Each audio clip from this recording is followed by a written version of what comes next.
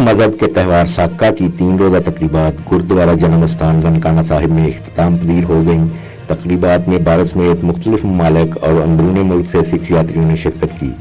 आखिरी रोज होने वाली मरकजी प्रोग्राम में सिख मजहब के सुप्रीम लीडर और अकाल तख्त के जथादार ज्ञानी बरप्रीत सिंह, दिल्ली श्रोमती गुरुद्वारा कमेटी के chief adviser Sardar Paramjit Singh Jando, chairman Pakistan Sikh gurdwara Prabandhak committee Sardar Amir Singh, साबका प्रधान Sardar Satwant Singh, additional secretary shrine Rana Mohammad Shahid, पार्लिमानी secretary Sardar Mahinder Pal Singh, deputy secretary shrine Imran Gondal, chairman Punjabi Sikh Sangat Sardar Gopal Singh, deputy commissioner Zahid Pervez Waraich,